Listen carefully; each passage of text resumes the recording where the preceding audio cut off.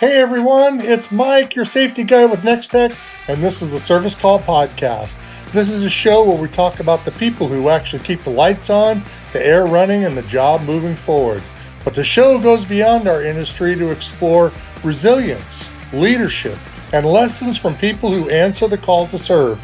We'll feature techs, leaders, and a few wild cards, and real stories from the field, the shop, and everywhere in between.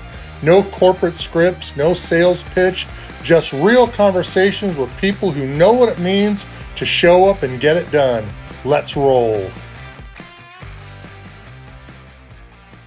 So, hey everybody, welcome back to the Service Call Podcast. Today we have Andrew Irwin on the phone. Before we get into that, I want to let everybody know about Next Tech. If you'd like to find out more about Next Tech, go to our website at nexttechna.com. Especially if you're a retail HVAC, maybe a retail manager or a kitchen manager, or you have kitchens across the country, restaurants across the country, and you're looking for a service provider that does HVAC and refrigeration, and lighting. We all now offer lighting and electrical as well. Check us out at nexttechna.com. So how are you, sir? I'm doing good, and you? Great. So we had a pre-interview, and Andrew's got a pretty cool story. So go ahead, Andrew, tell us a little bit about you. I graduated HVAC school in 2010.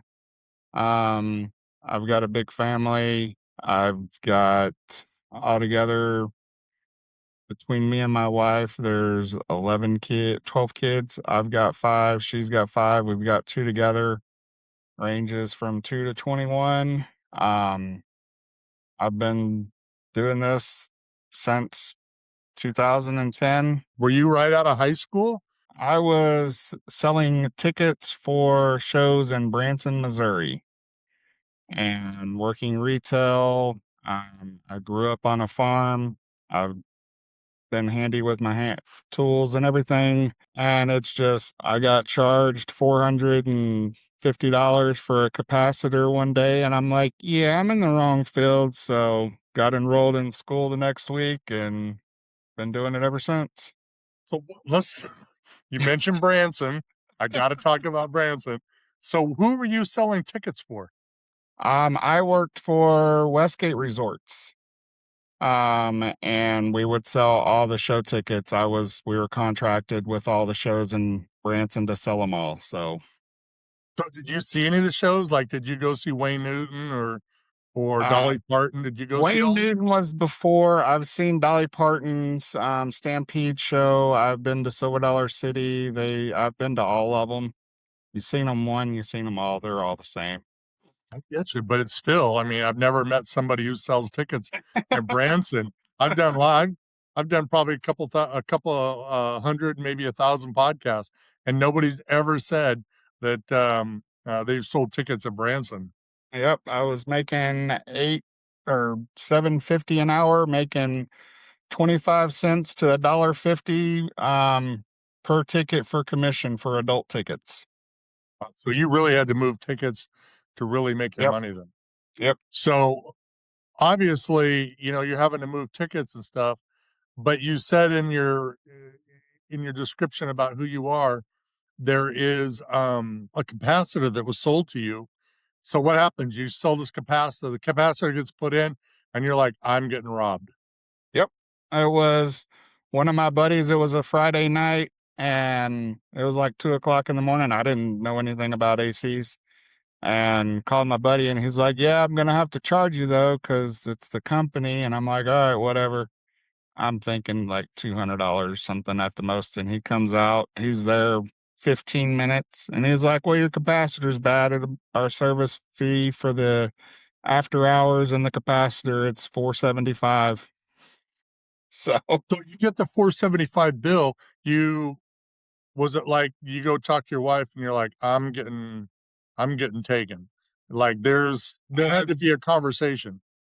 I paid it. I looked into HVAC school and told her about it, and I was like, I think I'm gonna do it. And she's like, well, go check it out, go see. And I went to the school here in Springfield, and I was still doing 40 to 50 hours selling tickets, and then coming up Monday through Thursday in the evening and doing school. Gotcha. So when you went to school, because the school in Springfield is pretty decent size, I've met some students there that they have a pretty good program. I went to Vatterott College when it was here for HVAC. It's not here anymore. It's not. Nope. There's like two other schools in town now. Community college does an HVAC program and MIT does one, but Vatterott's not here in Springfield anymore. But they $32,000 for school, and I signed up. It was a year program and got out and been. Did you have a hard time finding a job? Because I talked to lots of apprentices. Was it easy to get a job, or did you really struggle? I struggled. The first year couldn't find anybody that would hire me because it was always, you're not going to get any job because you don't have experience. I was like, well, I went to school, and they're like, well, that doesn't count. You need on-job experience. So I got hired on at a resort in Branson, doing nighttime security / maintenance, and I had to be HVAC certified. I never worked on any HVAC. The only thing I did maintenance wise was replace batteries and light bulbs. No Other than that, filters. no filters. It was midnight. I was driving around a resort all night long, from 8 p.m. to 8 a.m. Did that for a year and a half. That got me on at Wyndham Resorts during the day doing strictly maintenance, but I had to be HVAC certified. That uh, we contracted all of our HVAC work out, so all of I did was replace filters for 2 years, and light bulbs and touch up paint. But you But got experience, though, right? I got experience because I was labeled HVAC. You had to have your EPA license to work there. So I'm up to 4 years, 3.5, 4 years of experience. Moved to Texas, and I got on with a company that built the modular trailers for the oil rigs for the workers. Doing HVAC and doing all the installs on those trailers, Mhm. and worked there and for 2 years, I think, and they shut down due to they were just the oil prices and everything were losing business, so they shut down that plant. But that got me on. I met minimum qualifications to get on at a maximum security prison in Texas. Before we get into the prison, Yep. I think the part about it that I wanted to focus on, and then you let me know, we can banter Okay. back and forth about it, is that you were willing to take a job knowing that you needed experience. Nobody's willing to look at you. Nobody's willing to talk to you because even though you got trade school, that's not really experience in their eyes. You took a job and like, look, I'm going to take anything. I need to get hired in, and you take a job at a hotel Yep. doing I gotcha. maintenance. You know what I mean? And there's a lot of people that are like, no, I'm going to get out of trade school. I'm doing air conditioning only. But you, the opposite of that, you were willing to do anything. Yep. No, I gotcha. So, that got me to the point to where I had experience, but getting to there, I was, doing anything I could do to get HVAC experience. They asked me one time at one of the resorts if I could replace the compressor because we couldn't get somebody to come out there to do it. And I was like, yeah, but other than that, that's the only HVAC work I did. But I had to be labeled HVAC. But I'm unclogging toilets. I'm doing touch-up paint just to where I can say I've got HVAC experience because that was the only way to get into the field. But don't you think, though, from a business wise, like, do we do enough? Because there's other apprentices out there living the same life that you did of saying, I can't get a job anywhere because nobody's willing to give me experience or willing to hire me because I don't have experience. In my head, it's like, how do you get the experience if you're not willing to give me a job? You got to find the right company. And Next Tech is one of the right companies. I've actually had an apprentice through Next Tech. He is doing fabulous. Um, but there's companies out there willing to work. I haven't seen a lot of them to work with new people. That's a downfall with the trade, but Next Tech is a great company when it comes to that. They're trying to help techs. Okay, I get you. So you end up, here we are, your job is over with at the hotel, and then you end up qualifying for a job at the prison. Yep. Um, let's tell us about the prison system, not the prison system itself, but how that went through and how you ended up, because there would have to be some fears to overcome. I would think, because I worked at a prison system for a while, but as a subcontractor, like Yeah. it was not, it's not for the faint of heart. No, it will change you as a person if you allow it. Just the environment you're in 24/7, you're going to change. Your personality is going to change. Um, when I first started, even though I was going in as maintenance, I had to go through all the same training security did because I was alone with inmates. I had my own inmates. I'd have my own. I would be in a locked room with them with tools, torches, anything you can think of that we deal with in the field, they had access to and they could kill me anytime they wanted. So I had to go through all the same training security did, had to qualify on all the guns, 38 special, the AR-15, had to get hit with tear gas, had to get sprayed in the face with pepper spray. Um, the training was, I want to say it was 3 months altogether. Um, and then the prison, nothing anybody can tell you will ever prepare you for your first day walking in. But you're basically being trained like as a police officer, Yeah. and all of that. And so the experience of going through all that training, how was the background? Like, did they obviously they ran through an extensive background check. It took me um 4 or 5 months to get approved. Um, because they go 15 years back in your background, they dig up everything. You have to have paperwork on everything.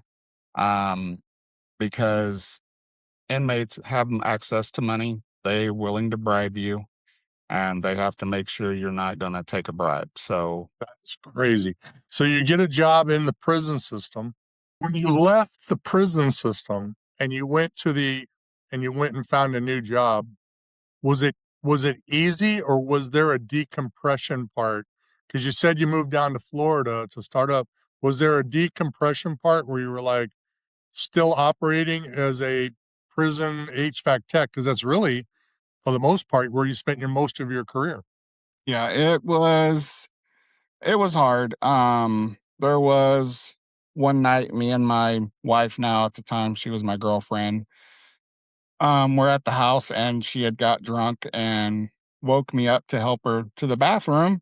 And I'm like escorting her to the bathroom like I would an inmate. I had her arm like in a triangle and she's like, "What are you doing?" And I'm like, "Oh, sorry." Um, I've stood at a sliding glass door for 10 minutes waiting for it to open. Um, I've told my kids to kick rocks because that's what you'd tell an inmate when you want him to get on. Kick rocks. And I mean, it changes you in a good and bad way because I mean, they're inmates are still people. I mean, they did their crime, they're doing their time, and it's not up to me to judge them. But as a person, it I would be a jerk outside of the house because I mean you're in a negative environment all day, every day, and you just become negative. And it took probably 6 months to a year to break all of those habits. Wow, I Just crazy.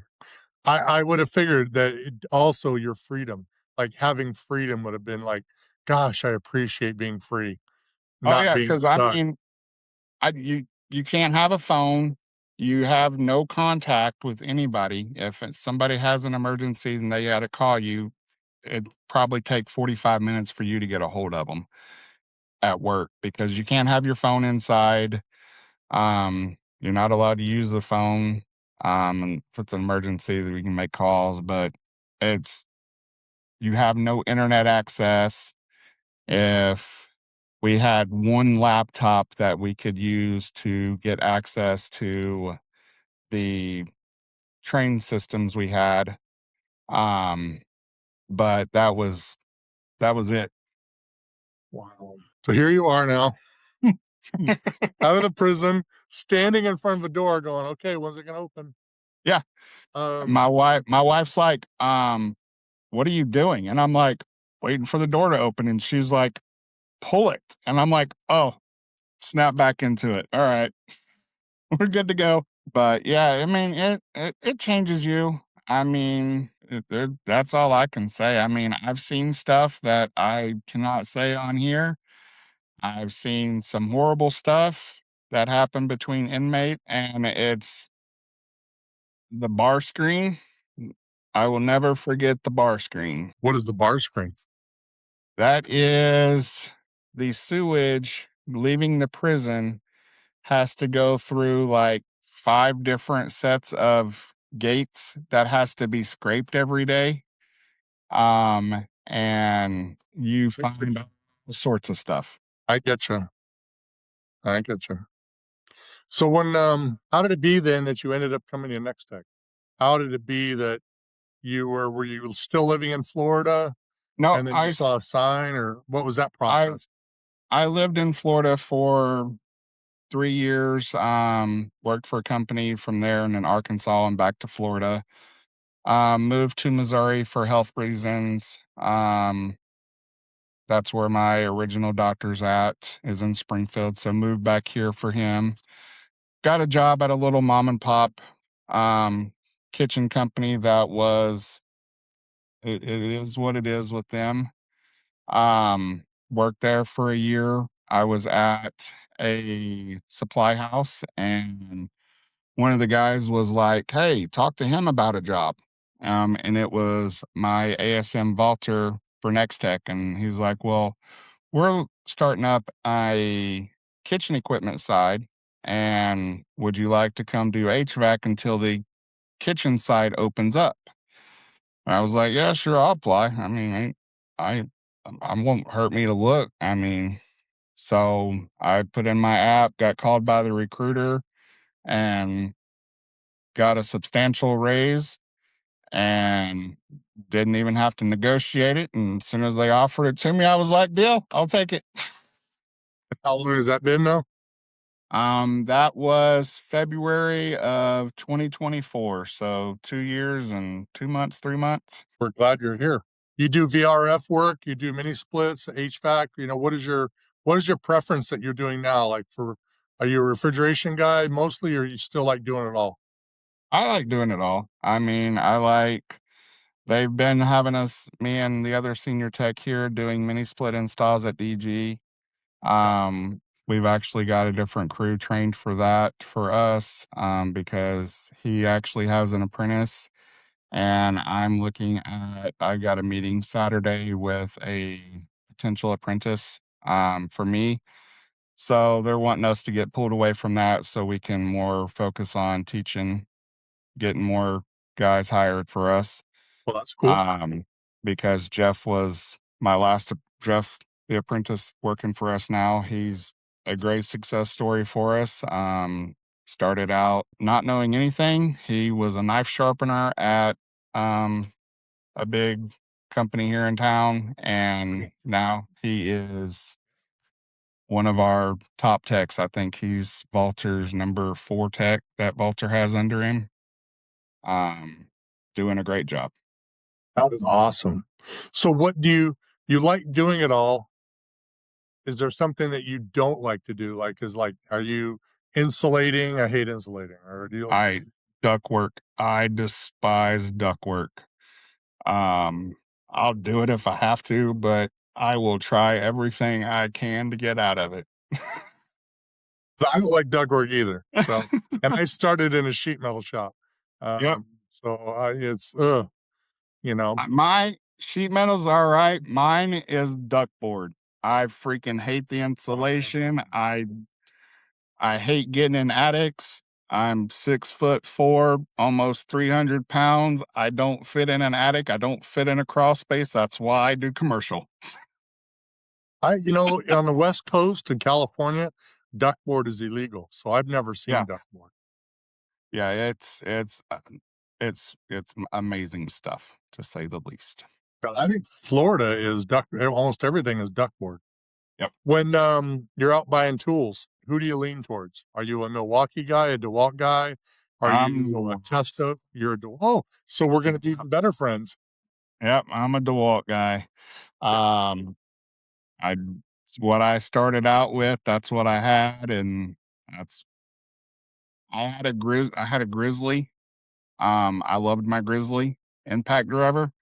But it got smashed in a wrecked car. Um, but ever since, I'm a DeWalt guy. Gotcha. Meters, tools, fluke, Philippines. field piece. Yep. They'll be happy to know that. Have you used Yep. the field piece vacuum pump that's got the two oil containers on either side? That's what I got in my That's van. what you got in your van. Yep. How do you like that one? Pretty good? Love it. I've got the 6 CFM and Jeff has the 10 CFM one. I'm like, that's a little overkill, buddy.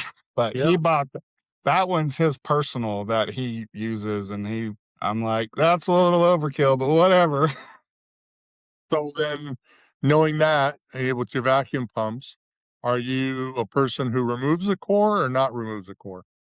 Remove the core. Unless it's a small system. If it's a small system, I'm not. It ain't gonna take it very long. But if it's a big 10-ton unit, I'm gonna remove the core. Have you gotten into pressing?